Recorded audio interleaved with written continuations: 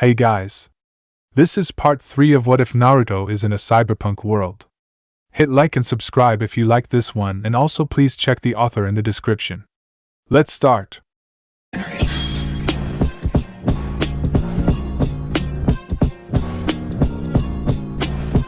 Chapter 5. They were walking through yet another one of the tunnels, wary of any sound they heard. Which was actually a lot, deep in the dark bellows of the sprawl above. Distant noises of machinery, water dripping from leaking pipes, the echo of their own steps and other unknown sources seemed to work along with the shadows projected by the flashlight's beam with the only aim of unnerving them. It had been a long and nerve-wracking walk after leaving that room, but ironically they had found what they needed. A way out. Or at least, a way to find a way out. No, wait, Naruto said, turning the large piece of paper in his hands. Its worn edges fluttered softly as he did so. Maybe we should have turned left? You're reading it upside down. Again, Sasuke said in annoyance. Hey, who's the one with the freaking map? I read the map before giving it to you. We have to follow those, Sasuke said, indicating a pair of red pipes, to reach the closest exit from these tunnels. Don't know why you gave it to me then, the blonde grumbled, eye twitching in annoyance. Sasuke just smiled mockingly for a second, but whatever reply he may have had was lost as a metallic creak echoed through the darkness. Both swung around, startled by the sudden sound coming from the darkness behind them. Naruto pointing the flashlight, Sasuke his sidearm. You heard that? The runner asked, whispering. It's just your imagination, the Uchiha replied, although he didn't look very convincing since he was still pointing the gun at the darkness. Yeah, right, bet those workers thought so too, Naruto muttered. Just keep walking, Sasuke growled, looking at him with his red eyes. Their steps echoed through the tunnel, faster than they'd been moments before. The truth was that they were both on alert, glancing over their shoulders as they advanced assisted by the pale light of the flashlight. Naruto had no idea how much time had passed, but he still hoped to have enough time to ditch the cop, retrieve the package, somehow, and finish the job. The fact that all the tunnels they had passed through so far were more or less the same and the pitch-black darkness around them didn't really help. Even he began to notice a few differences though. For starters, there were less cables running on the walls and the ceiling, bigger pipes had taken their place. Some of said pipes were actually leaking, and the sound of dripping water could be heard around them. The air was much more humid because of this, and there were even a few puddles here and there. Whatever the city used their taxpayers' money for, it obviously wasn't to repair this part of its infrastructure. Then the tubes they were following ended abruptly. Naruto was on the verge of expressing his disappointment, loudly, when he saw it. On the left side of the tunnel, in a small niche, a watertight door. 2 inches of solid steel, covered in bumps and plates in a circular form, surrounding a large wheel of a handle. Here's your exit from this place, Sasuke said. How do you figure? There are no markings or signs. I saw the... Yes. You saw the map. Fine. Open it then. Naruto gruffly obliged, turning the circular wheel with both his hands, after using his neck and shoulder to hold the flashlight. He gave it a big push, and the metal door slowly opened. First difference he felt was the muffled roar in the distance, but for the life of him he couldn't understand what its origin was. Then there was the air, humid, almost wet air that flooded the maintenance tunnel, carrying a moldy scent with it. A narrow scaffolding-like passage was right in front of him, right in front of a blackness void that his flashlight wasn't able to purge through. What is this place? The blonde asked as he took a peek inside, noticing the featureless concrete walls that seemed to give the place a cylindrical form. It's an underground reservoir, Sasuke replied, still in the tunnel. The excess water is sent here in case of a flood. How is entering the sewers going to help us? Drainage, not sewers. If we keep going up, we'll find an exit sooner or later. A grate, or a manhole. Great. I hope we won't have to walk through sewage, Naruto said as he took a step through the door, only to suddenly realize something. The door was a thick layer of steel. He could try to quickly close it right in the Uchiha's face and go on his merry way as the cop shot at it. It wouldn't have been a difficult task with his augs. There was only the problem of the bag. He needed that bag, and there was no way that he would have been able to snatch it before the Uchiha opened fire on him and closed the door in time. With a quick glance, he saw Sasuke grinning smugly. He still had the advantage, and he knew it. Worse, he knew that Naruto knew that he knew. Bastard. He was really tempted to try it anyway, just to give the brass a metaphorical middle finger. His mutinous line of thought came to a full stop when he heard the echo of feet running on a wet floor, coming from the maintenance's tunnel depths. Sasuke heard it as well, and he turned just enough to take a brief look of the darkness they had come from with his Sharingan. His eyes immediately widened in shock. A fraction of a second later, the gun was no longer pointed at Naruto, and a loud blast rang through the tunnel as he opened fire. It had been so unexpected that Naruto instinctively stumbled forward, clashing against the railing. He grabbed the metal rail to regain his lost balance, staring at the map that had fell out of his hands as it slowly plunged into the darkness. Another shot was heard, resounding in the colossal room. Naruto turned towards the door just in time to see the Uchiha dash through it, pistol still smoking. "Close the door," Sasuke yelled, moving to the side in the little space he could, so to not be in the way. The blonde did as he was asked immediately, but it wasn't because the cop had ordered him to. It was because of the utter terror he could see in his eyes. Pushing, he forced the metal door back in place. He caught a glimpse of a hulking figure with feral eyes right before shutting and locking it with a quick turn. He had just let go of the handle when the banging started. It was a continuous flurry of slow blows, each powerful enough to bend the thick steel door outwards. Following inhuman roars and sounds made the blonde feel a shiver down Naruto's spine as he backed away from the door. Naruto had no idea how long he remained there beside Sasuke, pressed against the railing to distance himself from the door, the only obstacle between this, whatever it was in them, and yet being unable to look away or move. Then, the attacks on the door ceased all of a sudden, just as they had started. The only audible sounds were Naruto and Sasuke's breathing and the roaring water at the bottom of the cistern. "What the hell was that?" Naruto finally asked, turning towards Sasuke. I have no idea," the Uchiha admitted. "Some kind of animal. It moved like an animal." "Well, we should be safe here." "Right?" he asked in a doubtful tone. "If it doesn't find another way to follow us." "Can I have my gun back?" the blonde dared to ask, being actually hopeful. "No," Sasuke replied, scowling. "Oh, come on. Let's just keep going. Where is the map?" I lost it," he admitted, scratching the back of his head. "You lost it? How? Never mind. Let's follow the walkway, it should lead us somewhere." "Right. So, this way?" Naruto asked, indicating towards his left. "Yes. After you," Sasuke said, gesturing him to go on. It was nice seeing how their relationship was improving. 5 minutes ago Sasuke would have used his gun to tell him to move along. Luckily the walk was not very long this time. They quickly found a metal staircase that looked like it hadn't been used for years. Probably decades, judging by all the rust and the ruined paint job. It also kept going for quite some stories, each with its own walkway. How many, Naruto couldn't tell. The flashlight's beam didn't go that far. In his opinion, though, it was a miracle the whole structure hadn't collapsed under its own weight, really. He gave an obvious look at the Uchiha, who sent him a glare in return. With a sigh, Naruto tested the first step, hoping that it wouldn't tear away like in those movies that Kiba enjoyed to watch. Seeing that he wasn't falling to his doom and Sasuke seemed to be getting impatient, he started to go on. The sooner they got off this stairs, the better. "So, why are you so obsessed with catching me? Why are you so noisy? Shut up and climb." As if saying that worked before, Sasuke. "I bet a bullet in your brainpan might." "Oh my. That would be murder. I didn't imagine you as a dirty cop, Sasuke."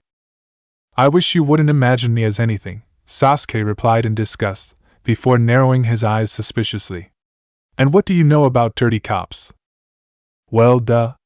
The city is full of them, no matter what company they work for," says the Crim. The cop was cut off as a figure landed in front of them on all fours, causing the whole stairway to vibrate and creak. Its naked form was covered in grime and filth, and it could have looked almost human at first glance. Then Naruto noticed the spikes protruding randomly from its unnaturally pale skin and the yellow eyes. Adding the fact that it started to sniff and hiss at him was a give dead way that this was far from normal. The fact that it didn't have any visible junk confirmed it. "Is this what you shot at?" Naruto asked, not taking his eyes away from the thing. "No," was the short and dry reply. The white creature slowly moved closer, descending the steps in front of them, still moving on his fours. "Sasuke," he said, looking at the monster's limbs. It's like the arm we found in that room." "I know," Sasuke replied, harsher than before. "Sasuke, shoot him." "Why haven't you shot him yet, Sasu?" Naruto said quickly, only to stop as he heard the Uchiha shuffling his weight and sounds of steps coming closer. "There are more coming from behind us, right?" Sasuke mumbled, taking aim.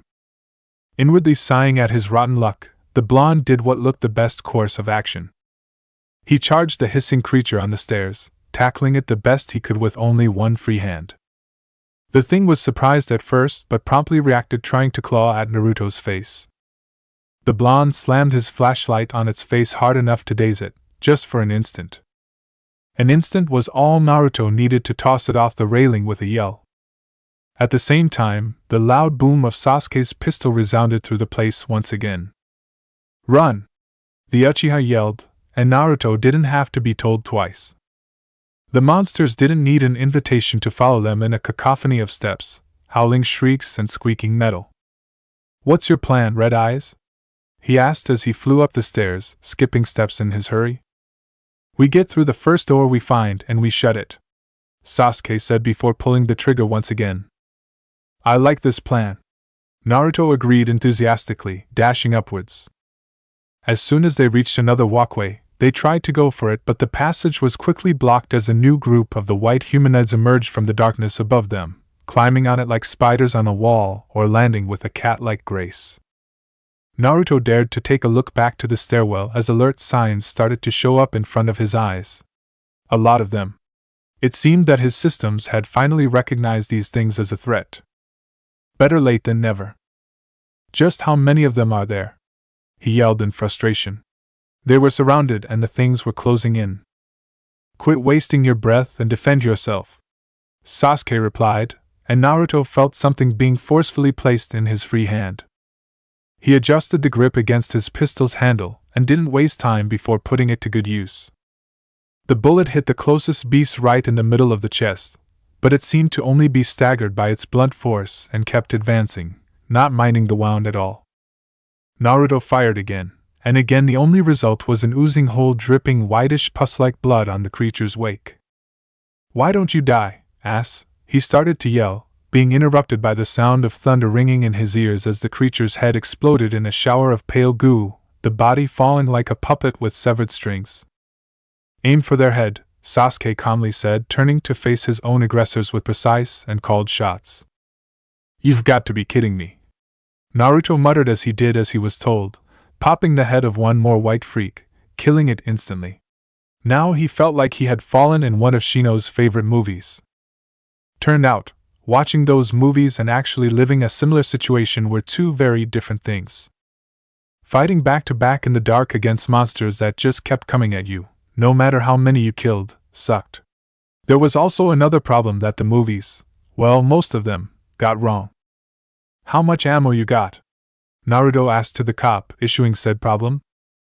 "One more mag," Sasuke replied as he quickly replaced the spent magazine.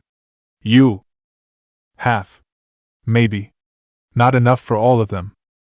"We have to make a break for it or we'll get swarmed," Sasuke reasoned, quickly retrieving his nightstick and using it to bash the cranium of a freak that had come too close. "The door or the stairs?"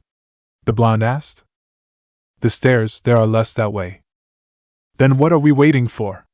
Naruto said as he activated the Kagebunshin, sending the holograms charging into the horde in front of him. The monsters promptly attacked them, screeching in confusion as the holographic constructs dissolved in a drizzle of white-hot sparks. "Go, go, go!" he cried out, dispatching another of the white humanoids before turning tail and running a little behind the Uchiha. Sasuke was sprinting right into the monster's ranks, dodging attacks with apparent ease and firing on the run. Each time he pulled the trigger, a bullet found its target in a highly efficient and bloody way. What he didn't shoot at, he hit with his nightstick, creating a path splattered with white goop that passed straight in the middle of pissed-off, hungry-looking monsters. Not having the Uchiha's targeting boosting eyes but having to follow in his steps, Naruto was much less graceful, shooting on the mob hoping to find a good target, or at least stagger them enough to be able to pass through. All this, while having to spam the holograms on the horde that was chasing him, each one not surviving more than a second, but it was a second that the horde didn't spend trying to catch him. He could see the stairway now, its rusted form barely reflecting the torch's light, but in his eyes it could have been shining with the promise of salvation. It was just a little ahead, but the forest of arms and screaming mouths around them had started to slow down their momentum just by sheer numbers. Cursing loudly, he stopped to aim at one of the white guys close to Sasuke, hoping that the Uchiha could take care of the others and that the ones behind him were too distracted by his holograms to catch up. Naruto found his target, pressed the trigger, and nothing happened besides a pathetic, metallic click. "Fuck," he hissed, just before being startled by a howling shriek right behind him. He spun around, raising his left arm above his head, managing to block the incoming attack just by pure luck. Now, though, he was struggling to keep one of the monsters from tearing his face off with its teeth, and its friends seemed eager to join. His flashlight, held in his left hand, cast crazed shadows across the thing's pale face as it struggled to bite Naruto's nose off. The only clear thing were the hungry eyes of his attacker, two flat and malicious pools of yellow in its colorless face. Naruto roared and whacked the creature's face with the now empty gun, enjoying the pained expression grunt he received. Naruto let his pistol go, grabbing the thing by its throat as his weapon cluttered somewhere on the walkway. "Sasuke, get down!" he ordered as he turned to run towards his unwilling partner, carrying the struggling humanoid like a makeshift shield. Then, he adjusted his grip on the monster and threw it. The Uchiha's eyes widened, but he did as he was told, ducking as Naruto's improvised weapon passed above him and scattering its brethren like bowling pins, either by knocking them on the ground or by startling them enough to make them back away. The blonde grabbed the policeman by his armpit and pulled him on his feet without stopping, running straight down the middle of path he had just created, kicking a white freak that was trying to get back on his feet on the chin just for good measure.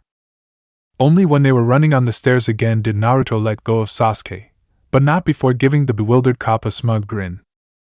As Sasuke fired his pistol at their closest chaser though, and scoring a kill shot, damn his eyes, he started to inwardly grieving for the loss of his gun. Irika had given it to him, after all. "How many bullets left?" he asked, deciding to postpone the grief for a later date. "Only 3, was Sasuke's toneless reply. "You lost my gun," Naruto admitted. If they had been in a less dangerous situation, he would have tried to look sheepish, but somehow it didn't seem appropriate right now. "You lost your gun?" the cop asked, incredulous. "I was out of bullets anyway," he protested, following the stair's sudden turn. "Just keep running," Sasuke ordered, firing once more, this time to a closer target. The body rolled down the steps, impairing or tripping some of the white freaks. Not that it mattered since they were gaining ground as a whole. Only 2 bullets left. If they were surrounded again, Naruto was sure that they were screwed. And Naruto didn't want to be devoured by probably flesh-eating mutants in a sewer. He inwardly promised to give an offer to whatever god out there would let them find a door. "There's the door," Sasuke said, indicating the level just above them.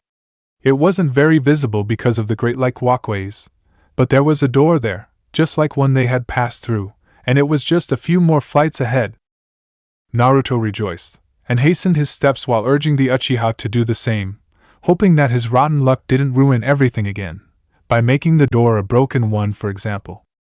They sprinted up the stairs and moved directly towards the closed watertight exit. He created a few more holograms, hoping to gain some time, even if he could feel the subcutaneous implants starting to overheat. The blonde ignored it and kept going, the Uchiha right beside him. Once the two had finally reached the door, Naruto didn't waste time and immediately grabbed the handle, turning it as fast as he could. At the same time, another shot was fired from Sasuke's pistol. Only one bullet left.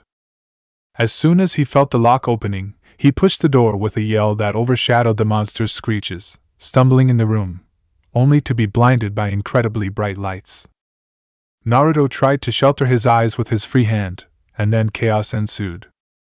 One moment he was standing, the next he had been tackled from behind and pushed to the ground. Before he could try to free himself from his attacker, the roar of automatic fire thundered all around, a storm of bullets darting above him followed by the noise of torn flesh. His attacker kept him pressed yet harder to the floor instead of trying to eat him, and Naruto realized that Sasuke had just saved his life. Then something cold was splattered on his back. The smell was horrible. As soon as it had started, the onslaught ceased, the sound of shell casings falling on the ground being the last note of it before the sudden silence. Sound 1 status? A mellow and yet cold voice asked after a long and tense pause. Sensor shows the hostiles retreating. We're clear. Sir, was the quick reply, although the last word was added with a little hesitation, almost like if the person was reluctant to use it. Naruto had no idea who these people were, but he didn't want to risk making any sudden movements that could earn a burst of bullets in his general direction. Still, he couldn't resist the idea of taking a peek. Slowly, of course. He was sure that Sasuke was doing the same thing. The room, or tunnel, Naruto wasn't sure, was still dark, but the lights attached to the weapons of the 6 people lined up in front of him and Sasuke were enough to see clearly now that they were not pointed at his face. They were dressed in gray combat gear, their faces completely hidden by visorless helmets sporting various lens and optics. Most of them had heavy armor and were armed with assault rifles and other specialist equipment. The big one, a hulking man that could probably dwarf Choji, was carrying a machine gun with ease, thanks to the special harness he was wearing. The blonde really doubted that amateurs would carry such toys.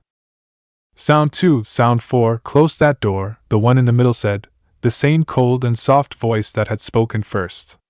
The leader, before gesturing towards them. Sound 5, check them. The 3 soldiers on the right walked towards them, avoiding their companions' line of fire, which was still pointed towards Naruto and Sasuke's prone forms. One of them, the thinner one, stopped beside them and knelt while forcefully placing his weapon's barrel against the base of Naruto's neck. The other 2 kept walking instead, and disappeared from Naruto's more or less restricted view. Try to do anything, trash, I dare ya, the kneeling soldier said, the voice clearly feminine even if muffled by the helmet. A hand started to search him, but at least this time it was a woman's hand. He was sure that the woman in question would have reacted badly to a mocking answer, so he did his best to keep his mouth shut. She quickly finished checking him, not surprisingly since he didn't have much on him besides his clothes, and quickly moved over to do the same to Sasuke. In the corner of his eye, the blonde could see how the Uchiha was quickly disarmed, not that one single bullet would have helped. Then the radio was torn from the cop's uniform, as well as Naruto's bag. Fuck.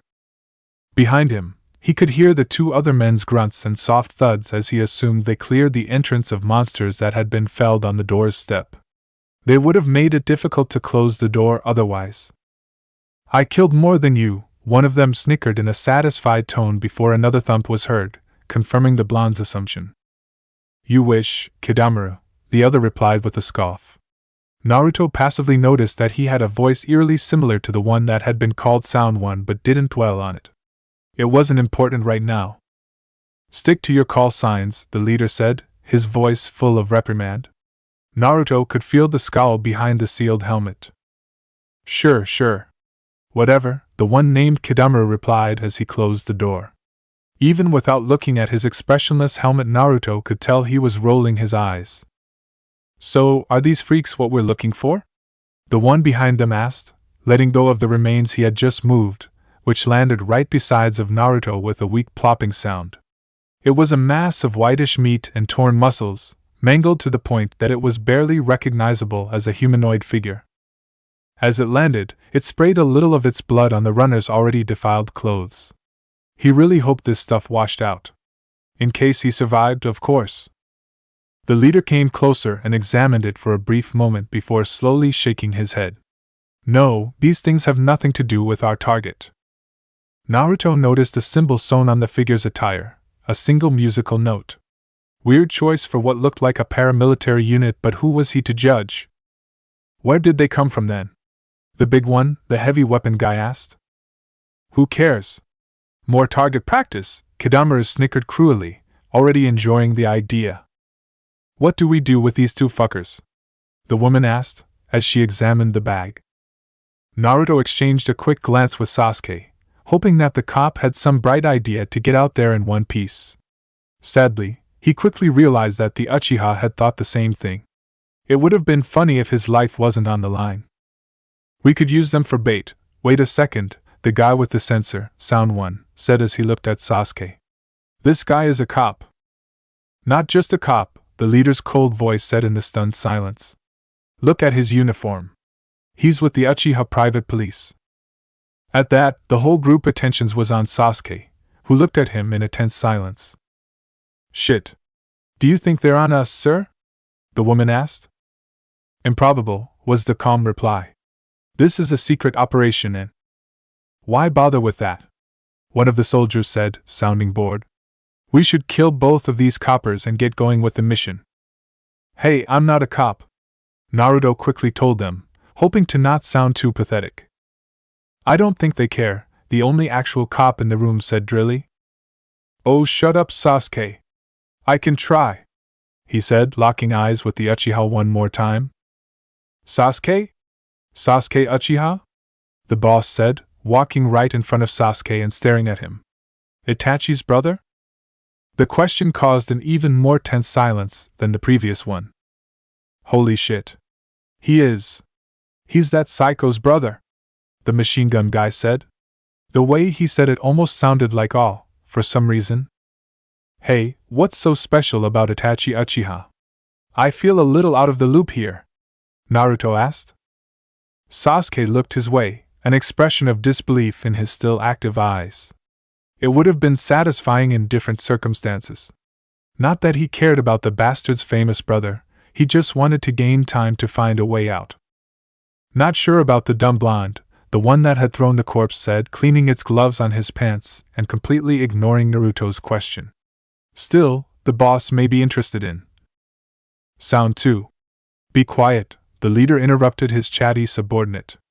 This decision is above our pay grade. Well then, our mighty leader, what are we supposed to do now? The woman asked, still struggling with the bag's lock. Yeah, good luck with that.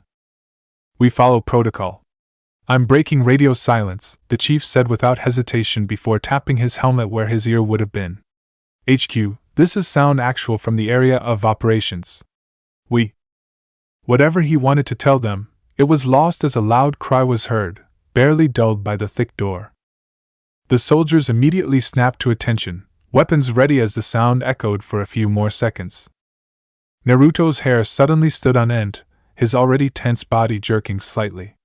He recognized that sound. It was the thing that had been at the head of the whole horde.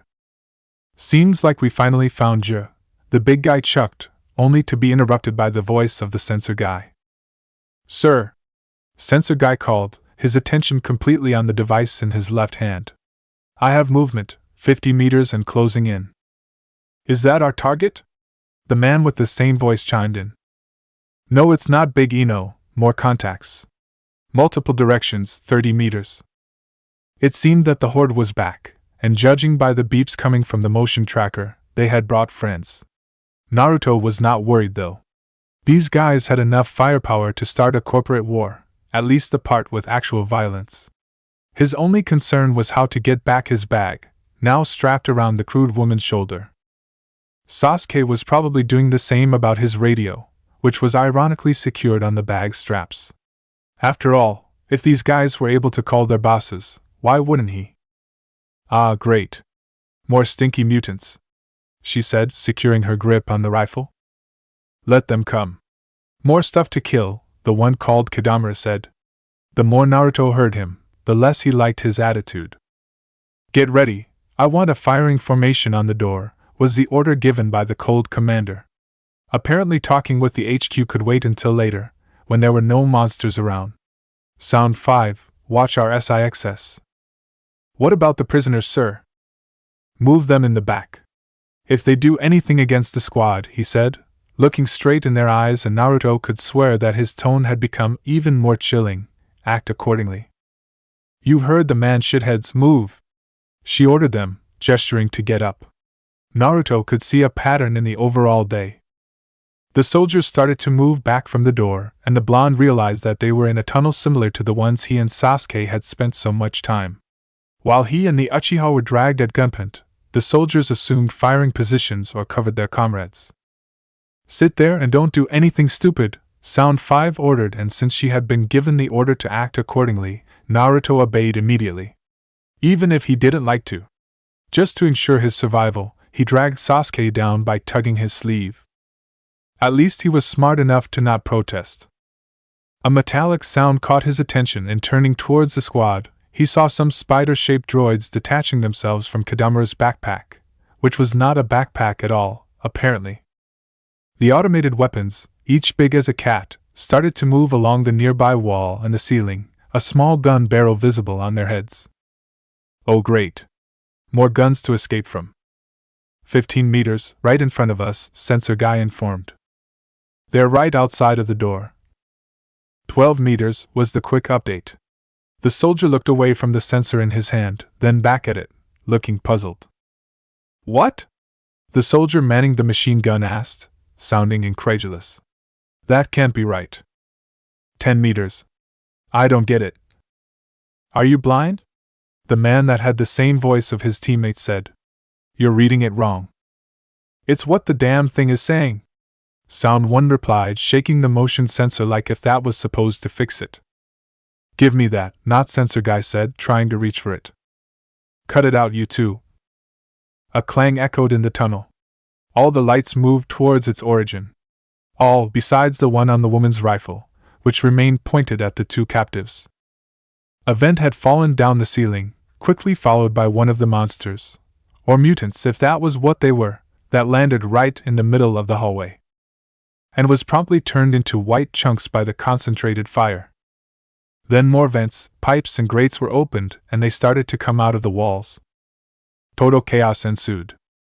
The squad had good equipment and good training, though, and reacted as people were supposed to when being swarmed by a mass of chunky white mutants, laying down a massive barrage of firepower on the horde. The machine gun was obviously dominating the field, its bursts passing through multiple freaks and tearing large holes in their bodies. The spider drones, Naruto couldn't tell if they were being directed by their owner or not, opened fire on the ones moving along the walls instead, while the soldiers took care of the lucky survivors or the ones that were moving on the sides. They were a little overzealous though, yelling, laughing, and using more ammo than was. Don't waste ammunition, the leader ordered. Ah, good, he had noticed as well. Shorter bursts.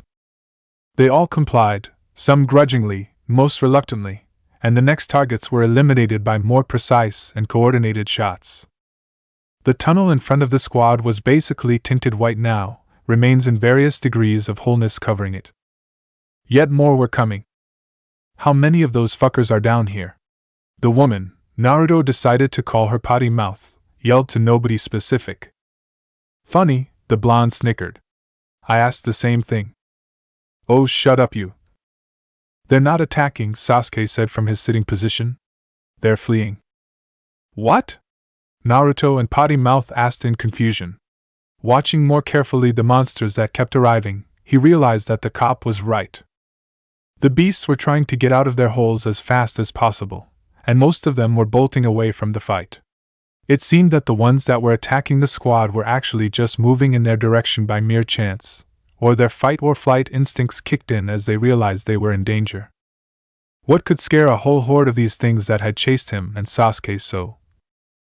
The furious roar was heard again, closer this time. Then the pounding at the door started. He's here, the team leader said, and his voice was clearly hearable even in the cacophony of battle. If the monsters had seemed to move in a panic before, the sudden arrival of the bigger threat sent them in a hysteric frenzy. The ones still inside the vents or pipes started to carve their own way out, not caring if they were wounding themselves by doing so. The ones already out of them, they charged all at once. It was then that the heaviest weapon went silent. "Shit, I'm out!" the machine gunner yelled. "Oh, fucking great," Potty Mouth grumbled. "Hurry up and reload, Fatso." "Quit bitching and cover me, Taiya," said Fatso yelled, detaching his weapon's empty drum. The pounding at the door was louder now that the machine gun was silent. Oh, so her name was Taiya. Naruto supposed that the team leader was too busy dealing the crazy monsters to comment about how the big guy didn't use her call sign. "The team is covering you, don't be a baby just because your toy is out of." "Get ready," Sasuke whispered in Naruto's ears. Another pounding, and this time it sounded like thunder because the door had been ruptured from the wall. Heavy steps reverberated through the tunnel as a massive, hulking beast-like figure with feral eyes and a mane of orange hair entered into it. "Cripple him. Fire at will," the highest-ranking soldier ordered. Then, the chaotic scene descended in total anarchy. The newcomer let out another roar and charged through the white monster's ranks, as the soldiers shot against it without caring about conserving bullets, opening holes in its limbs. It didn't care. The horde was total disarray and the monsters were fleeing in every direction they could, as long as it was away from the giant creature. The stragglers that got too close to the soldiers were put down by the spider drones, who were still firing with cold efficiency. It was clear that the giant would not be stopped in time. "Oh shit!" Taiya yelled, forgetting about Sasuke and Naruto, and aiming her rifle at the newcomer. Big mistake. A mistake upon which Naruto and Sasuke capitalized, springing up at the same time. The blonde tackled her, while the Uchiha grabbed her weapon and elbowed her in the face. Well, armored face, but still it was a case of police brutality in his eyes, for good measure. Naruto grabbed his bag by the strap and gave her a not-so-gentle push as he retrieved it, slamming her hard against the opposite wall with a grunt. Normally such an action would have been suicide. The rest of the soldiers /operatives /mercenaries /whatever would have just turned towards them and gunned them down. But since a giant juggernaut was being so kind as to body slam itself against the machine gunner while howling loudly enough to put a crazed gorilla to shame, and the white freaks had finally realized that the tunnel was not a good place to be and were running back to their hideouts, or dying trying. Said soldiers /operatives /mercenaries /whatever were busy trying not to become lunch. It was now or never. "Come on, Naruto, we're leaving!" Sasuke yelled above the ensuing chaos. The blonde didn't need to be told twice. He didn't care about the shouts, the growls, the fat guy protecting his head from the beating, or his comrades trying to help him. He did what he had done since the start of this shitty day. He started to run. In the middle of the pandemonium, the shots didn't surprise him. The stray bullets, far too close for comfort, did. Glancing back, he saw Taiya still against the wall. Her helmet had come off, but in the dim light the only thing Naruto noticed was the pistol trained on him. As Naruto was sure that the next shot wouldn't miss, the woman was hurled against the wall one more time. As one of her teammates collided with her, the blonde wasn't sure which soldier it was, thrown by the creature that was venting its rage on the rest of the team. The shot went wild, not coming anywhere close to him. There were curses and insults while someone yelled for help as he tried to subdue the monster. It was then that the machine gun started to fire again. Naruto turned his head towards Sasuke, who was just a little ahead of him in the dark hallway, and kept running. They both ran, turning at the first intersection not caring about their destination, as long as it was away from there. They kept running even when the battle had faded to silence behind them. Finally, they were forced to stop to catch their breath. They were in a corridor, a smaller one with less signs of decay. Less cables, too.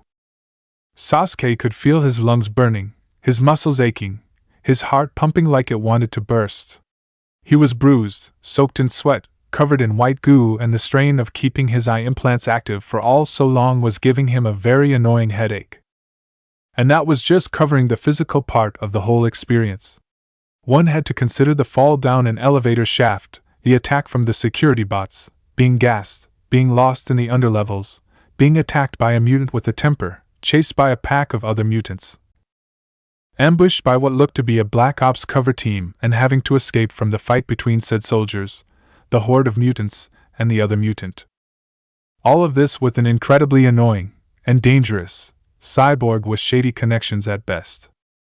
Which, in light of certain events and his reaction at hearing that man's name, may not have been connected to his case at all. Or at least put in doubt the relation between that man and a runner ring. Which would mean that he had wasted months of investigations behind the company's back. To say it simply, Sasuke Uchiha had a hard day's work and he was pissed. The major cause of his ailment was currently sitting on the ground in front of him, back turned. The runner, Naruto, seemed to be a little less weary than him, but if he was augmented to such extremes like he claimed, that was not surprising. Sasuke had no idea why he had remained with him during their escape. In hindsight, the blonde could have tried to run away from him in the ensuing chaos. It probably was to have a better chance of survival. Strength in numbers, and more importantly, Sasuke had a rifle. And the flashlight attached to said rifle. Strangely enough, Naruto seemed to care more about his bag. Sasuke supposed that it made sense. Not because of some sort of professional duty, or anything like that. It was just a matter of payment. No bag, no payment. How does this stupid thing even work? The blonde muttered, catching Sasuke's attention. The Uchiha inwardly cursed himself for getting distracted by his fatigue. He was alone in the company of a criminal that could rip a robot's head with his bare hands, and he took his eyes off of him. Naruto was still turned away from him, hunched over as if he was examining something, and it clearly wasn't the bag. Warily, Sasuke slowly moved around him, remaining out of the runner's arm reach and keeping the rifle ready, if not pointed directly at him. His eyes widened when he realized what the blonde was holding. It was his radio. "Give it," he ordered. His voice caused Naruto to freeze like a statue. "Now." "What? This again?" the blonde asked in a bored tone, turning his head towards him. "I swear, this day is repeating itself." "You idiot," Sasuke hissed, raising his weapon slightly. "Give me that radio or I will." Fine, Naruto muttered, throwing the device towards the Uchiha, almost carelessly. Sasuke caught it swiftly, thanks to his enhanced reflexes and the Sharingan eyes predicting the trajectory in real time. Puzzled, he blinked. How come Naruto was not trying to resist? How come he hadn't tried to run as he was distracted? "What's the catch?" he asked suspiciously, putting the radio back on his uniform. If he had been in the runner's shoes, he would have tried to overpower him as soon as he had been able to. "No catch, I give up," the blonde said, taking his bag and pushing it in the space between the two of them. "Here, as evidence. You win. Just get me out of here." Sasuke wasn't sure what to say, when the Sharingan advised him that the blonde's legs were moving, trying to assume a position optimal for a pounce. The Uchiha frowned. This was his attempt. "Nice try," he said, aiming the assault rifle against the runner's head and switching to auto fire. "Step back towards the wall. Face it. Hands on the head." Naruto paused, before frowning back as he realized that Sasuke had realized his game. Slowly, he crawled towards the wall before doing as he had been ordered to. Sasuke's finger had been on the trigger the whole time. He waited a few seconds, and as the Sharingan assured him that the blonde was not trying any movement, he opened a channel. "Dispatch, this is Unit 7, come in," he called. "Dispatch, this is Unit 7, I request." "Unit 7, this is Dispatch," a young voice answered. "Where the hell did you go?" "Chasing a suspect. I require assistance." "Unit 7, what's your status?" he was asked. "In the underlevels, on foot." "Location unknown," Sasuke quickly said. "What about the suspect?" the voice asked slowly. "Did he escape?" "No, I managed to capture him," he answered, eyes still pointed on Naruto. "I don't have the means to restrain him adequately, though. I require an extraction and assistance in taking the prisoner back to." "Roger, Unit 7, the dispatcher interrupted him. "We're triangulating your position now. Keep the channel open and stand by for instructions to reach a rendezvous point." "Over." "Copy that, Dispatch," Sasuke breathed in relief. It was almost over. Unit 7 out. Doing as instructed, Sasuke saw clearly how Naruto was stiff, like he wanted to do something but he couldn't. Smiling smugly, the Uchiha picked up the bag, already thinking forward to interrogating the runner about all his connections and contacts. Hopefully, he would find something that would get him closer to Itachi. The bulwark door was pushed open by the inside, throwing away some of the trash that had been accumulated on it. Naruto walked out of its cellar-like entrance, his hands back behind his head already. Sasuke was right behind him, the weapon still locked on the blonde's back. The runner had not said a word since the contact with the company by radio, not even to protest the orders given to him. It seemed that when he realized that it was over for him, Naruto had ditched the playful facade. The Uchiha inhaled deeply, relieved to have finally left that awful place. It reeked of smog and decomposing garbage, but it was the surface. Finally, they had reached the surface. No more mutants hunting them in the dark. It was a dirty back street, with overflowing or broken dumpsters. Short and stocky buildings were the only visible things, their walls covered by graffiti. The gray and cloudy sky was clearly visible, meaning that it was not close to the multi-level downtown districts. Somewhere in the distance, a pair of stray dogs barked. If Sasuke had to take a guess, it was somewhere in the western side of the sprawl where most of the industries were. Not the best part of the city, but not the worst one either. He had followed the instructions up until this point, and they had been very precise and efficient so far. Sasuke was supposed to meet the backup here, yet the alley was empty. There should have been a van, a wagon, a patrol car, an officer. Anything. You, he said to Naruto. Go against the... Yeah? Go against the wall, the blonde interrupted, rolling his eyes as he walked towards the closest defaced surface and leaning against it, face first. You've got a thing for those, don't you? Sasuke sneered. It seemed that the clown didn't ditch his idiotic antics after all.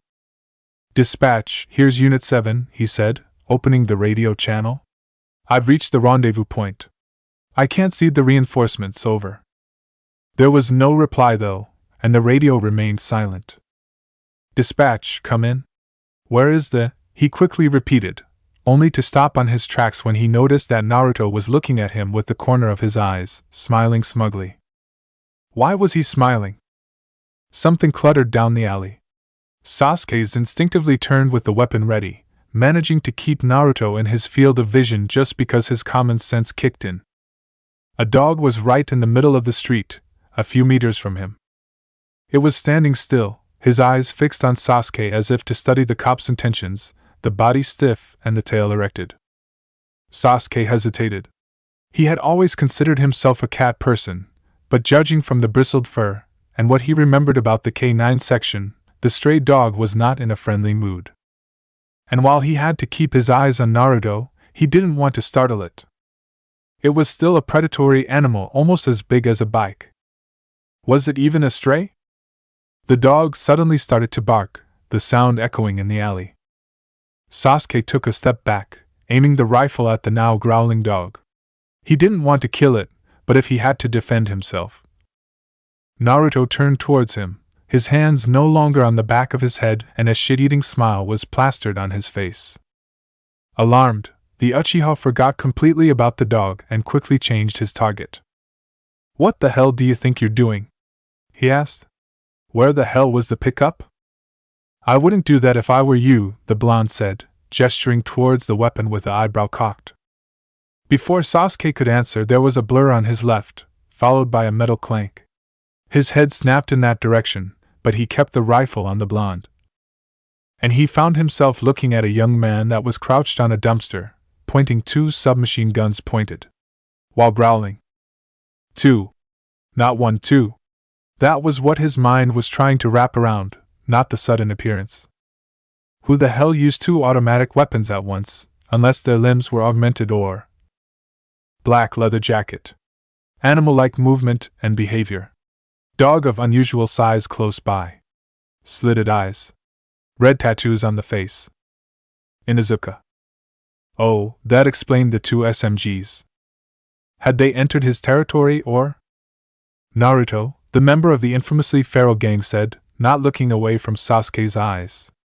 You smell like shit. Save it, dog breath, the blonde yelled, before grimacing at his clothes still covered in semi-dried and white patches. I'm afraid I'll have to burn these. Naruto knew the Inuzuka. Great. Just great. Where the hell were those other cops? Sasuke's mind raced for a way out of this. He could duck, avoiding, maybe, the rain of bullets from the gang member, kill him, then roll to shoot at the mutt that would surely try to go for his throat, and then he would have to deal with. Hey Sasuke! Naruto called, catching Sasuke's attention once again. Before you think of doing anything stupid, look up. After watching the blonde pointing somewhere above them, he did so, unable to not see what else was in store with him. There was someone sticking out of one of the building's roof. Sasuke couldn't distinguish the person's features since she, had positioned himself with the light on his back. He could clearly see the scoped rifle pointed at him, though. An ambush. Naruto had managed to organize an ambush. Sighing, he lowered his own weapon and closing his eyes to deactivate his Sharingan. There was no way out of this. How? I changed your radio's frequency before giving it back to you, Naruto said, walking slowly towards him. Lucky me, one of my friends is quick to figure things out. You're just lucky that this guy didn't check it before calling, the Inuzuka said, barking a laugh. Way to ruin my awesome moment, Kiba! Anyway, I'm gonna need this, Naruto muttered, pouting as he yanked his bag away from Sasuke. He actually pouted. With an armed, potentially hostile person in front of him. The inspector back at the district was right, runners were crazy. Sasuke was tempted to shoot him just to teach him a lesson. For that, and for having outsmarted him. Oh, right. I almost forgot, the blonde added, taking the radio off the Uchiha uniform, which disappeared in one of Naruto's pockets. Can't have you calling your buddies on the right channel, right? At least until we're not away from here. Sasuke blinked, not sure if he had heard it right. Hey man, are you sure about this? The Inuzuka asked, sounding uncertain. After all, he's a cop. Sasuke wanted to groan. The only person that was making sense was a spliced ganger that was gunning at him. Scratch what the inspector said, the world was mad. He saved my life, Naruto said, with a sudden serious tone. And I saved his. There was a long and tense silent moment as the blonde stared at the Inuzuka, his eyes not wavering. Fine, the gang member sighed, and Sasuke sighed in relief. Inwardly, of course. I'm going to keep this as well, tough! Naruto yelled suddenly, pulling the assault rifle out of Sasuke's hands, raising up as if to show it to the person on the rooftop for some reason. The change in the blonde's behavior had been so sudden that Sasuke was starting to wonder if some gear was missing inside his head. Literally. Come on, let's go. I'm hungry, Naruto said, patting the Inuzuka on the shoulder and starting to walk away. Good idea, the feral man said, jumping off the dumpster, his weapons disappearing into his jacket. The dog followed, jogging behind his master. You owe me at least a beer for this. Naruto nodded, but Sasuke was not looking at him.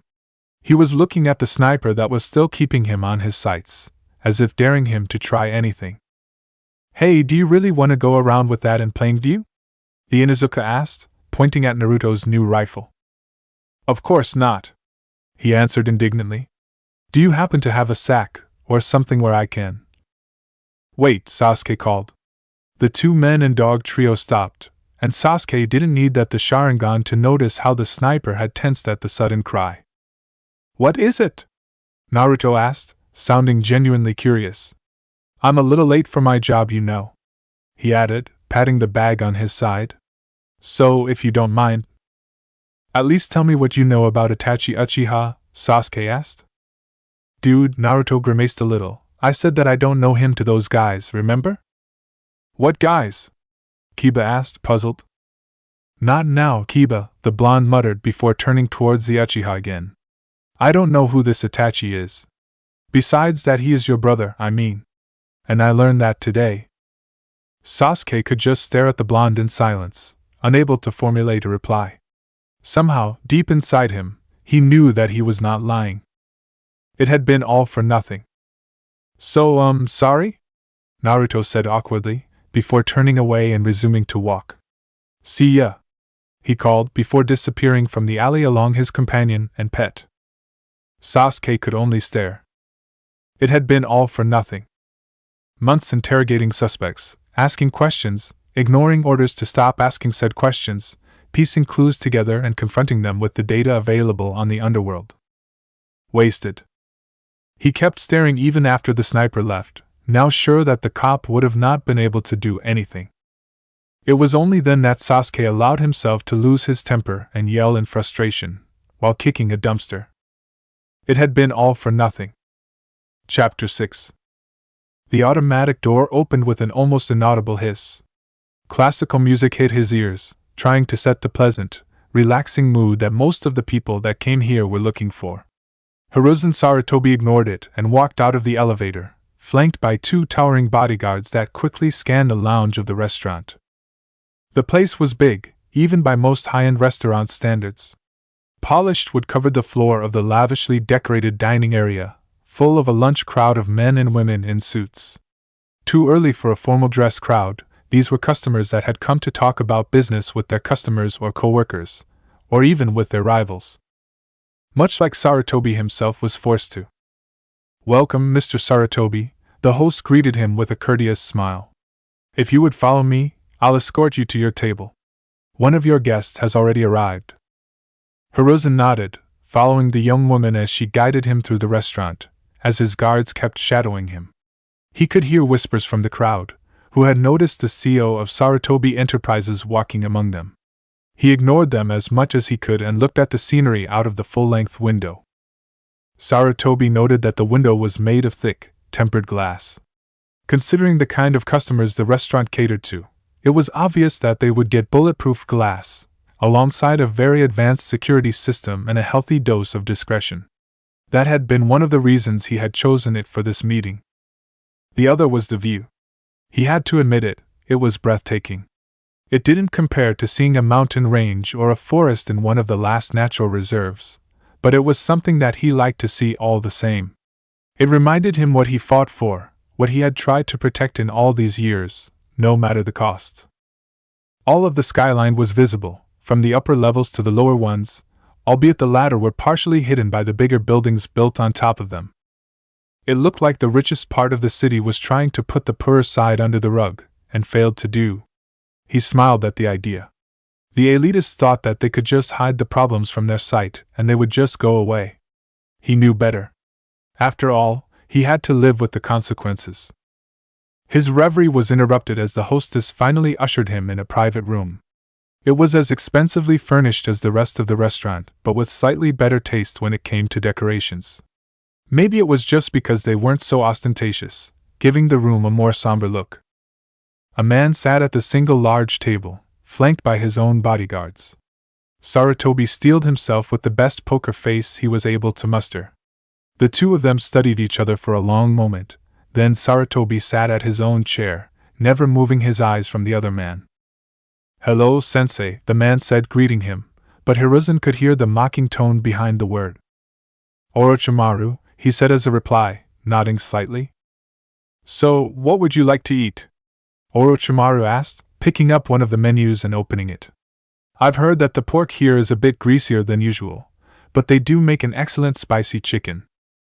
Sarutobi remained silent, still looking at Orochimaru. The two of them hadn't met in person in almost a decade and a half, but Hiruzen knew that his former student was over 50 years old by now. Yet, the pale man in front of him couldn't have looked more than his mid-30s. Hiruzen would have thought that plastic surgery was involved, but the unnatural appearance of Orochimaru's eyes suggested otherwise. Perhaps his longevity was a result of the studies conducted at Otogenetics, or perhaps both. "I think we should wait until everyone is here," Sarutobi said, glancing at the still empty chair. "Then, if memory serves right, we will have to wait for a long time," Orochimaru said with a smirk, not looking away from the menu. "I should take offense to that," a voice from behind Sarutobi said in a dry tone, but he didn't look back. Orochimaru looked up, appearing genuinely surprised, and Sarutobi felt a pang of satisfaction at that. Unlike the people at the table, the newcomer had arrived alone. He walked to the side of the table and sat down between the two men with a satisfied smirk, although noticeably closer to Sarutobi than Orochimaru. Thinking that I'll be late just because I don't own a fancy limo like you two is rude. This is really a surprise, Orochimaru said, putting down the menu. I think I haven't seen you in a suit since after college. And I never saw you so pale, Jiraiya said, adjusting his sleeves and frowning at them. Besides, they wouldn't have let me inside if I came here with something not fancy enough. Now that we are all here, we should get to the reason for why I called both of you, Hiruzen said, catching both men's attention. Don't be in such a hurry, sensei. After all, it's lunch hour, Orochimaru said with a cold smile, looking back at the menu. Although I'm surprised you didn't invite our other classmate as well. Tsunade is not involved into this, Sarutobi said. After all, she is retired. Hold still, stupid brat. Tsunade all but ordered, her patience for this patient apparently thinner than usual today. No, no! It hurts! Naruto protested as he continued struggling. It's a painkiller! The medic half-snarled as she tried to reach Naruto's body with an auto-injector. It still hurts, he repeated, keeping Tsunade at bay as much as he could from his spot on the examination table. All of a sudden he felt a prickling sensation on his neck and heard a low hissing sound. Turning around, he saw a young woman holding an auto-injector, smiling kindly at him. Shizen, you betrayed me, he gasped. Honestly, Naruto. You should know to behave at the clinic, Shizen chided him, throwing the empty auto-injector in a small trash can. Thank you, Shizen, Tsunade sighed. I'll take it from here. Naruto pouted childishly as Shizen left, closing the door behind her. He didn't like needles. Who did anyway? He bet that even junkies didn't like needles. The painkiller should help with the soreness you felt because of the strain you put on your muscles, Tsunade started explaining, as she moved a medical-looking machine full of screens and handles closer to the table. Now hold still and let me work. Fine, he muttered. Tsunade picked up a thick cable that ended with 3 long needle-like plugs from the machines, and gently probed the base of his neck just above the spine, with one of her fingers. If it makes you feel any better, brat, I hate this part just as much as you do, she said as she jammed the cable in his neck. Naruto only felt the ghost of a pain thanks to the injection, but he could still sense the needles inside of him as they did their job and connected with the augs in his body.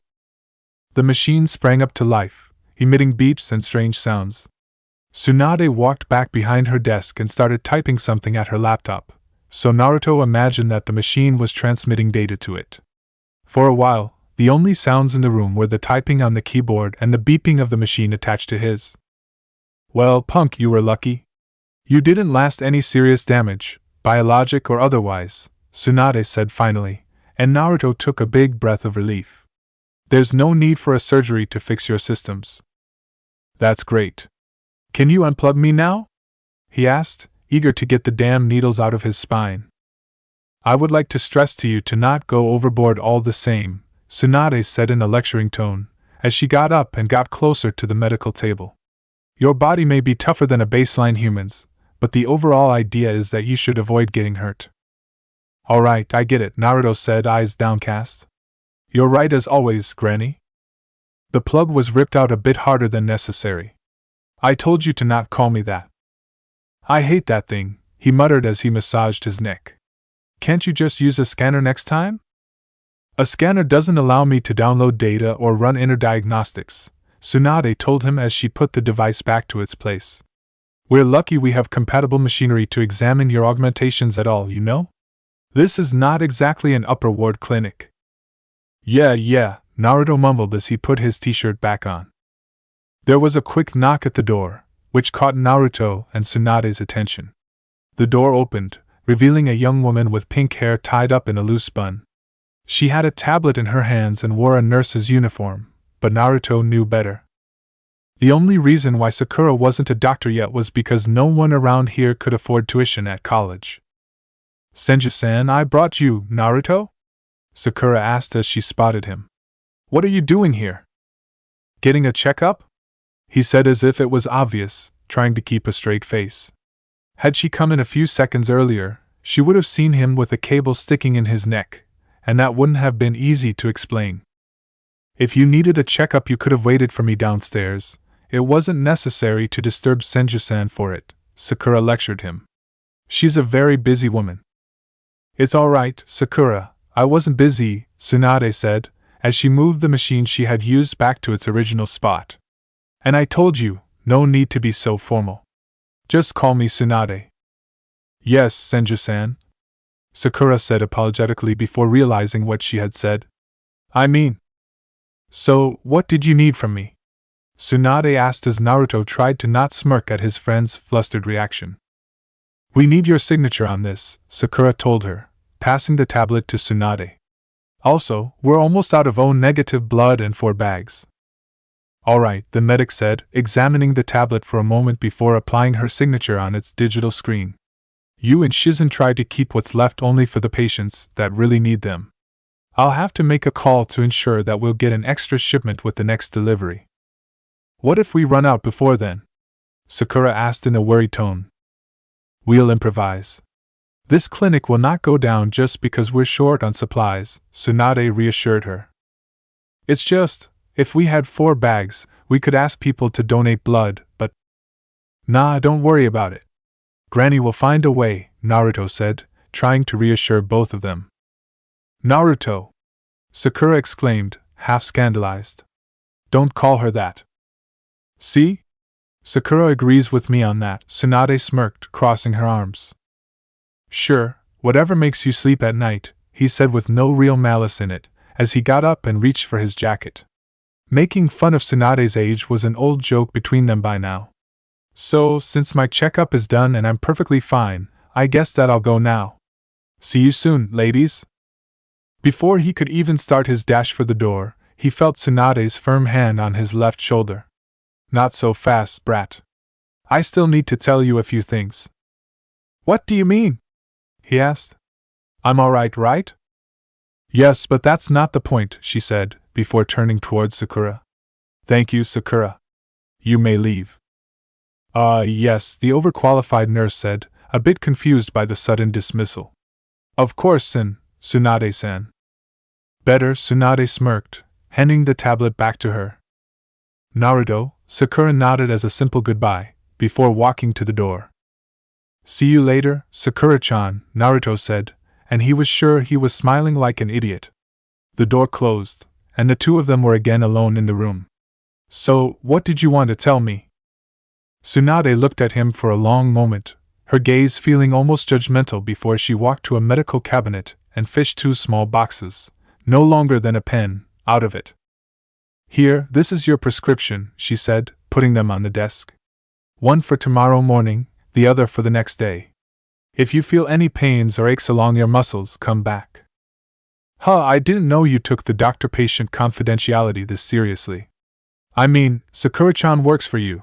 I think she could be told I have to take these for the next 2 days, Naruto said, as he picked up a boxed auto-injector and examined it, really disliking the prospect of having to use needles on himself. Hey, is this thing refillable or single-use only? Single-use, then the mechanism breaks so that drug addicts can't use them to inject some crap in their veins. Cool. Now that I have fulfilled my medical duty by giving you these and giving you these, Tsunade continued, as if he hadn't spoken at all. Why haven't you told her yet? What do you mean? Naruto asked in confusion, putting the painkiller back on the desk. I asked her to go on a date the other week, but she told me she was busy with turns to the clinic, so it's kinda your fault. I'm not talking about your love life, Naruto, Tsunade chided him. Naruto stopped talking, his face a perfect effigy of confusion for a moment before he made a simple realization. Oh. Yes, oh. So, that's what you wanted to talk about, he said sheepishly, which caused Tsunade to cross her arms. So he was stalling, what of it? I thought that I was freely able to tell people about this, or not tell them. It's my business after all, right? It is, Tsunade admitted. But you must consider this. I may not be a runner, but I met a lot in my time. Even people that pretty much invented the profession, and I know for certain that you and your fellow runners accept to take risks every time they accept a job. It's how your career works, plain and simple. How does that have anything to do with? By not telling to your teammates about all of your capabilities, you keep them in the dark of a very valuable asset, Tsunade interrupted him, clearly on a roll. That means that they could take unnecessary risks because they aren't aware they even have the option to use your abilities during a job. It's just, Naruto started, stopping a moment to scratch the back of his head. There's a lot of stigma against augmented people, and that's for the legal ones. People would think. Think what? That I'm a freak. You're not a freak, Naruto. That's not what most people would think. I'm not saying that you should tell everyone, just that you should consider telling it to your closest allies. And even then, only if you truly trust them. Tsunade continued. That said, you may want to tell Sakura as soon as possible. What? Why? He asked. You just told me to. What if she'll have to patch you up one day? And I'm not talking about a gash or a few scrapes here. Don't you think she'll notice by then? I'll just have to not get hurt then, Naruto said stubbornly, which prompted a sigh from the older woman. If only it was that easy, just be careful, she told him, looking strangely sad all of a sudden. And think about what I told you. I will, Naruto said, putting the injectors in his pockets. See you soon, Granny. Don't call me that. Tsunade yelled as he closed the door with a smile. He was never going to stop. Naruto headed down the stairs and walked towards the waiting room of the clinic, hoping to talk to Sakura. He could ask her if she was free for her lunch break, so he could take her out for a meal together and maybe try to figure out how to tell her about his secret, if he found the guts for it. How was he even supposed to start explaining that? By the way, I'm an illegal cyborg. Yeah, right, it would go so well. And that was just the tip of the iceberg. Sadly, or thankfully, the waiting room was full. A veritable crowd of people were patiently, and not so patiently in some cases, waiting their turn. Naruto spotted Sakura talking to some patients just outside the first aid station.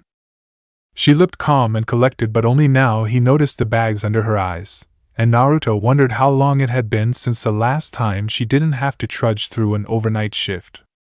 She spotted him and sent a small wave in his direction, but it was clear that she was swamped with work. He waved back and walked out of the clinic, deciding to not burden her with his problems since she already had enough on her plate. He stopped outside, taking a moment to look at the neighborhood. Leaves Ward. A low-income district where pretty much everything was either second-hand or older than Naruto was. While some of its buildings were fairly tall, they couldn't compare to the monolithic skyscrapers of the upper levels. And since it was in the lower levels of the sprawl, it was also rare to even see cops around. The only reason it hadn't turned in a full-fledged slum was because the inhabitants had done everything they could to keep it afloat and to keep the gangs out of it. Still, a lot of semi-legal and illegal business was done around here, and it had grown to be some sort of hub for the runners of the sprawl. Home sweet home. Naruto took out his comm link and checked the time. It was lunch hour already, but he figured that he could run a couple of errands as he walked towards his favorite joint. He quickly dialed a number and put it close to his ear. Hey girl, he greeted before the person he was calling could say anything. I need to do some shopping. Not to state the obvious, but I take that Danzo is not involved into this either, since you didn't invite him? Orochimaru asked, after cleaning his mouth with a napkin. Of course, Sarutobi simply said, putting down the chopsticks. It was time to talk about business. Now. Wait, Jiraiya exclaimed, his mouth full of chicken as he started rummaging through his pockets. He fished out a small device, at first glance not dissimilar from a boxy comm link, and turned it on. This should stop any eavesdroppers. Should? This place is secure enough already, Jiraiya, Sarutobi said, raising an eyebrow. Jiraiya just shrugged, mumbling something about bugs and how they get everywhere. As I was saying, we are here because we are all concerned about the events that transpired 2 days ago. We could have settled this with a simple call to my office, Sensei, Orochimaru said with an annoyed tone. Call me old-fashioned, but I actually prefer to look in the face of the people I'm dealing with, Hiruzen told him, looking straight into his eyes. I'm very aware of how old-fashioned you are. Just looking at your company's policies is enough to know that, Orochimaru replied with a mocking grin. And I think we all agree that we don't want an accidental misunderstanding to escalate into open conflict, he continued, ignoring his former student. He remembered very well how many years it took for the city to get back on its feet after the last corporate war. He didn't want to see history repeat itself over a minor accident. Right, accidental, Jiraiya snorted. Sarutobi sent a stern look in his direction. Not that he was wrong, since Orochimaru had targeted his assets for years by now, but they had to keep a certain level of civility for the public. Let's start from the young runner that caused this mess, he said with a bit of emphasis on the last word, before turning towards Jiraiya. Why was he there? I asked my contacts about it, Jiraiya explained. He's a rookie, started running the shadows recently. Word on the street. You mean the web of runners you're pulling the strings of, don't you? Orochimaru interrupted, resting his chin on the palm of his hand. Word on the street is that he was supposed to do a delivery job, but the exchange went wrong, Jiraiya continued, giving an annoyed look towards his former college friend. The Uchiha private police received an alert for a firefight, Sarutobi said. There's still paranoia all over the district about a sniper firing on the crowd. A crazy gunman? Orochimaru asked. Unlikely. There were no victims among the civilians or the officers. Only the drones employed by the Uchiha officers were shot down, Sarutobi explained. Both he and Orochimaru threw a glance at Jiraiya, who merely shrugged. I'm not involved in everything that happens in this city, you know? He said. As far as I know, it was their call. Really? Orochimaru asked with a raised eyebrow. Skill and initiative. Maybe I should try to find this sniper to offer them a more permanent job for autogenetics. We're always interested in expanding our security teams.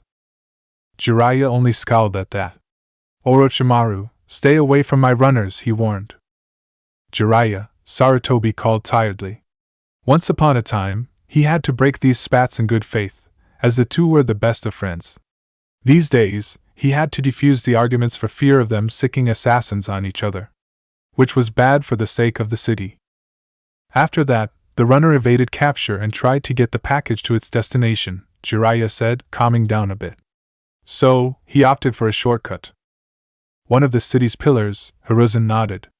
I do not appreciate seeing my corporation's property turning into a battlefield. But if it was someone else's, you would be fine with it, wouldn't it, sensei? Orochimaru asked, suppressing a snort. That's when the policeman got involved? That's right, Sarutobi confirmed. He barged on the scene trying to capture the runner. I'm still waiting for word from the UPP on that. I thought they didn't have a contract that allowed them jurisdiction in Sarutobi Enterprises' premises. They don't, Jiraiya informed him with a cocky smile. Oh. If this had been one of those old action movies about a cop, this would have been the scene in which the protagonist would be yelled at by his superior. The hero would be called a loose cannon, be told why he had gone overboard, and then be asked to turn in his badge and gun. Sasuke would have preferred the yelling, actually. Instead, he was standing in the inspector's office, being forced to watch the footage retrieved from his bike that showed how he had charged head-on into a megacorp's territory, breaking extraterritoriality while wrecking the robot that had been obstructing his access to the site. In hindsight, that had been a bad idea. Sasuke couldn't exclude having to turn over his badge because of it. The inspector stopped the footage with a small remote and slowly turned the chair to look at Sasuke for a long moment. What was that? Sir? Do you know what that was, Sasuke? Inspector Obito Uchiha asked, his only eye full of a mixture of disbelief and anger. There were stories about how he had lost his left eye, only rumors or made-ups since no one dared to ask him. But everyone had an idea because unlike other Uchiha whose eye implants were damaged, Obito had not replaced it. There was a betting pool about it, last time Sasuke had checked. It was a good enough reason for Sarutobi Enterprises to sue us for trespassing on their turf, or worse, that's what it is. Sir, I was chasing a suspect, Sasuke tried to justify himself, but he knew that it was a weak reason to do what he did. And why were you following this guy? Obito asked, pressing another button. The pictures on the screen started moving again, faster, and the inspector stopped it again as soon as the camera showed a young man with blonde hair. Is he a prime suspect for a manslaughter or something? Is he serial killer, or a terrorist? He may be implied in the shooting that happened in Little Chiwa, sir, Sasuke said. The one with the sniper that fired on our guys. I know what happened in Little Chiwa. That doesn't justify violating extraterritoriality like you did, Obito continued, sternly. It almost reminded Sasuke of his father. You could have asked for a warrant. He would have been gone by then, and, look at him! He exclaimed, pointing at the screen. Those robots around him, he wrecked them with his fists. He ripped the head of one with his bare hands for the sage's sake. You have a point, Obito sighed. That man is obviously augmented beyond legal restrictions. I've already passed the file about him to the proper department. And what about what happened down there? Not a word, Sasuke, Obito snapped. Those events are classified. Do you understand? Yes, sir, Sasuke said with gritted teeth. He hated dealing with this cloak and dagger stuff, but he should have expected it since two major corporations were involved. Why did you even chase that suspect, Sasuke? Why were you so hellbent on catching him? The older cop asked. I thought that he could know something. Give me a trail for a case. A case? What case? You're a patrol cop, not a detective. And if you keep pulling stuff like this, I doubt you'll ever be one. A personal case, Sasuke admitted. There was no use in denying it. Sasuke. Obito sighed again. This obsession of yours, you have to let it go. You're not him, and you don't have to prove anything. Then, sir, you may want to tell that to any fellow officer that happens to arrive for backup, Sasuke snapped, regretting his choice of words immediately.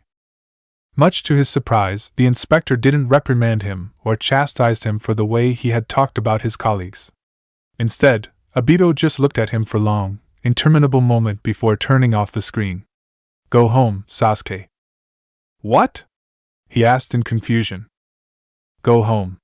Take the day off, Obito told him, in a commanding tone.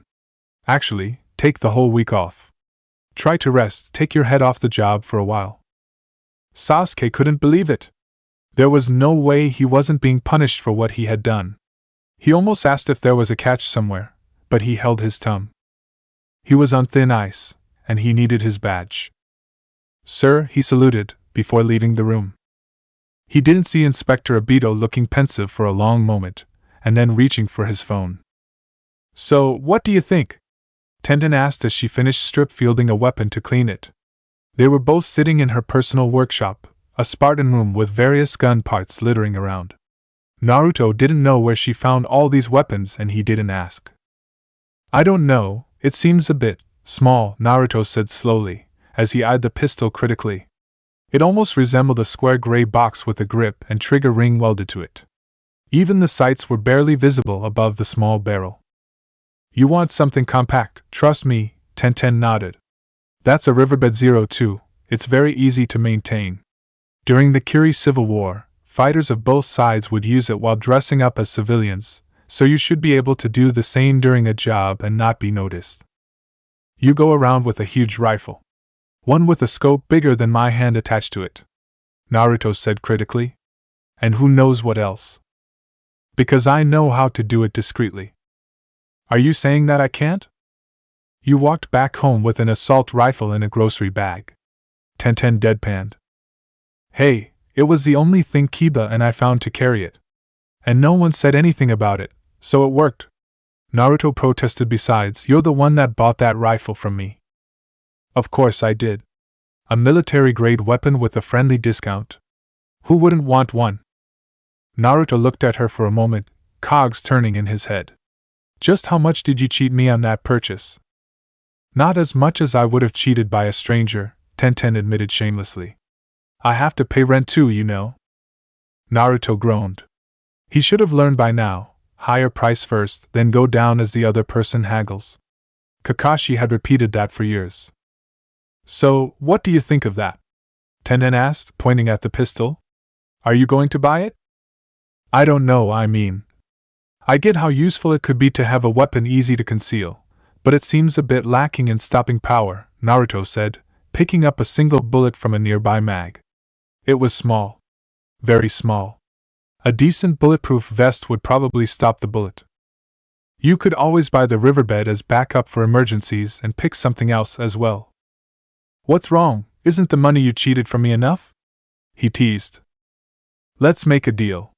If you buy a different weapon, I'll give you the riverbed for free. But I'll still have to pay for the bullets, right? Naruto asked, pausing mid-fist pump. Of course, the gun nut smirked. And the holster, too. If you need it. Naruto thought about it, mentally counting how many credits he had left. Fine, do you have any other pistols? You're buying another pistol, the young woman said in mild disbelief, as she stopped cleaning her weapon. Well, as you said, I'm not very good at carrying big guns around, Naruto shrugged. You're buying a backup weapon for your backup weapon. Hey, don't look down on pistols just because you prefer long arms. You're not going to try to do something dumb, like trying to use both at the same time, right? Come on, I'm not that dumb. Alright. Let me think. Tenten began rummaging around her workshop, moving around or discarding what she didn't need. Naruto turned away and pretended to be interested in how many cracks were on the ceiling. Someone else might have taken the opportunity to stare at Tenten as she knelt, and she was an attractive woman. But after how long they'd been friends, it felt wrong. Here it is! Tenten exclaimed, distracting Naruto from his dangerous contemplations. She turned with a handgun in her hands, checking the chamber before putting it on the table beside the riverbed. The new gun was bigger, although not going overboard like those hand cannons that would break the wrist of anyone so dumb to fire them using only one hand. It was the kind of pistol you would see in the movies, with a sleek grip and a chromed, heavy barrel. It was everything that the riverbed wasn't. I think you'll like this. It's a D3, Konoha made too. It fires in either semi or full auto, Tenten explained, pointing out a small nub. Do you see that small square on the grip? It shows the ammo left in the magazine. It used to have a laser sight too, but I took it off for one of my own guns. Alright, I'll take it. Give me 3, no, make it 4 mags and bullets for both. Do you have any armor-piercing rounds? Naruto asked as an afterthought, briefly remembering being trapped in an elevator while being rushed by robots. He could have used some of those then. I think I have a couple dozen to spare, she said, arching an eyebrow at his sudden request. It will be enough for 2 magazines. And watch out because the automatic mode burns through the bullets very fast. Should I give you some extended magazines too? Yes, please, he nodded. I have one last question though. Shoot, she asked, while pointing a finger gun at him. What does the D stand for? Can we move to the real point of this meeting now? Orochimaru asked, almost condescendingly. You mean the part in which we asked you why you sent a Black Ops team in a rival megacorp's premises, violating extraterritoriality like the Uchiha did? Hiruzen asked with a stern tone. Oh, please, premises, they're sewers. The only people that go down there are your cleaning crews, and half of them are made of robots, Orochimaru snorted, before growing deadly serious. We all know that's not the reason we're here. Sarutobi frowned but remained silent as the pale man gestured to one of his guards to come closer.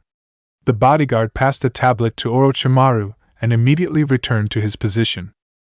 A picture is worth 1,000 words, isn't that how the saying goes? He asked as he touched some icons on the smooth surface.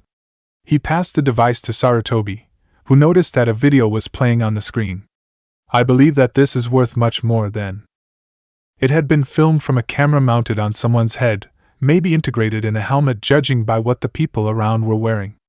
A horde of creatures was rushing the operative's position, and the sound of automatic fire was mixed to their inhumane screeches. A rifle showed up right in front of the camera, firing short bursts at every monster that got too close. Had Sarutobi not read the reports about what had been found on the scene, he would have believed that this was one of the video games his grandson was so fond of. So, you sent your men to kill a lot of specimen escaped from your totally not real labs, Jiraiya scoffed, looking above Sarutobi's shoulder. What about it? He didn't make them. Otherwise he wouldn't even bother being here, Hiruzen commented without moving his eyes from the video. Indeed. Although, I think we'll agree that this is edited footage. You're showing us only what you want us to see, he said as he produced a small datapad from his suit. He typed a short password and placed it on the table. The screen came to life, showing a blurry picture of a slightly hunched humanoid figure with dark gray skin. Most of the security cameras down there are obsolete, but they still work. Damn, Jiraiya whispered as he got hold of the device. This is even more messed up than the others. Bigger, too. Anything you want to say, Orochimaru? I admit nothing, Sensei, the pale man said drily. That's bullshit and you know it, Jiraiya started, but his former classmate cut him off. I suppose that such a creature may have stirred the others though, Orochimaru frowned thoughtfully. Kicking the hornet's nest, so to speak. I doubt they originate from that part of the subterranean levels.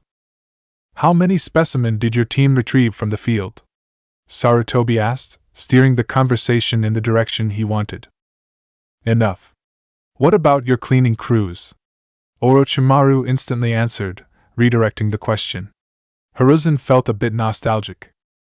Enough. But my company is not a bioengineering firm, so examining their remains may take a long time and even then, my researchers may miss something. What do you have in mind? Orochimaru asked after a moment, clearly considering the option. Wait, what? Jiraiya said abruptly, placing his hands on the table. Sensei, you want to make a deal with him? These creatures, whatever they are, greatly concern me. Should they move closer to the surface, under an inhabited district? A long silence fell in the room as they all considered what could happen if the creatures went above ground. To say nothing of all the questions these things raised. Where did they come from?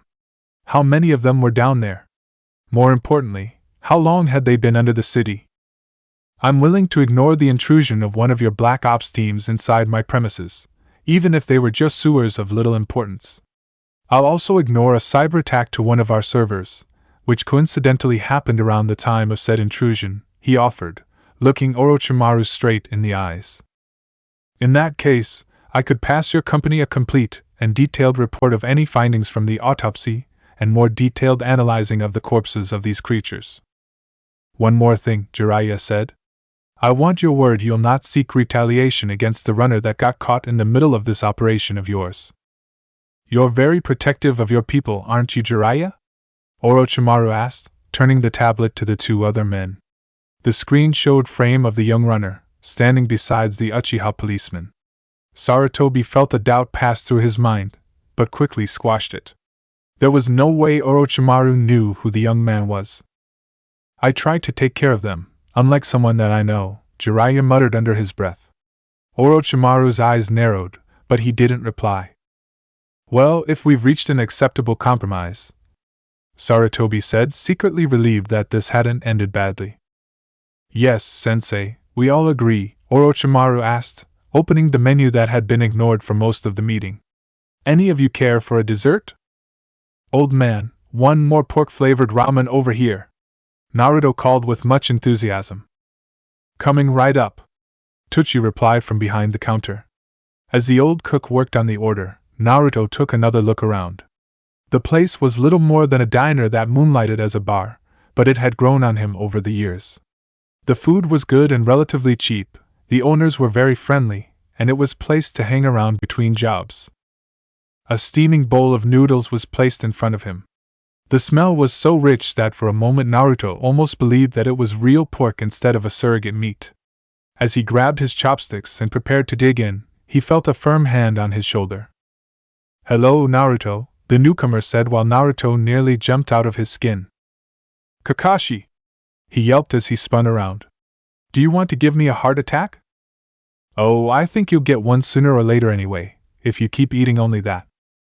I don't eat only ramen, Naruto muttered in annoyance. Only most of the time. When I have to watch out for my wallet. Kakashi raised an amused eyebrow but didn't try to lecture him about getting a proper diet.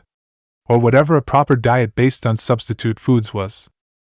Here, Tucci, for Naruto's bill, the silver-haired man said, putting a couple of credit chips on the counter. Mind if I use the back door? Of course not, just be sure to lock it behind you this time, the old man said jokingly as he swiped away the money. No promises, Kakashi smirked under his mask before turning to Naruto. Come on, we need to talk. Naruto got up and started following him, only to backtrack just enough to pick up his ramen bowl. Breaking into a careful jog, he followed the silver-haired man towards the back door, giving a quick goodbye to Ayam as he passed the table she was wiping down, who waved back. The alley behind the diner was empty, aside from a cat rummaging through the nearby trash bins who scampered away, disturbed by the two intruders. "So, what exactly were you thinking?" Kakashi asked as soon as the door closed behind Naruto. "What do you mean?" Naruto frowned before taking a slurp of ramen. "It was just a simple pickup and delivery job. Child's play that would require a couple of hours at the most." "Hey, that's not our fault," he protested, pointing his chopsticks in a hopefully offended manner. "The guy had hired some trigger-happy muscle. Before I knew it, they were shooting at me." "I heard that our customer was in a bad shape when he was arrested," Kakashi said as if it was an afterthought. Naruto just shrugged, eating more ramen. "The guy deserved it," he said while munching on the noodles. Kakashi raised an eyebrow. "You should have put a bullet in his head for what he did." "I know I would have." Naruto swallowed before giving Kakashi a pointed look. "Are you really lecturing me about this? No offense, but nothing that went wrong on this job was my or my teammates' fault. The police, the robots, the Black Ops guys, the monsters." "Monsters?" Kakashi asked, his only visible eye wide in surprise. "Oh yeah, freaky stuff. I'll tell you about it if you want, but I guess you had something to tell me?" "You're right," Kakashi admitted. "I didn't bring you in a dirty alley just to lecture you. I was offered a job. I thought you may be up for it." "Seriously?"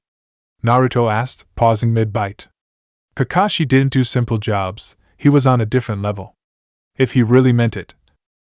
Seriously, Kakashi nodded and Naruto could barely keep back his excitement. This was the real deal. This was the chance to go pro and start to make good money. "Tell me, Naruto, what do you know of the Wave District?" That's all for this story. Thank you for watching and see you in the next video.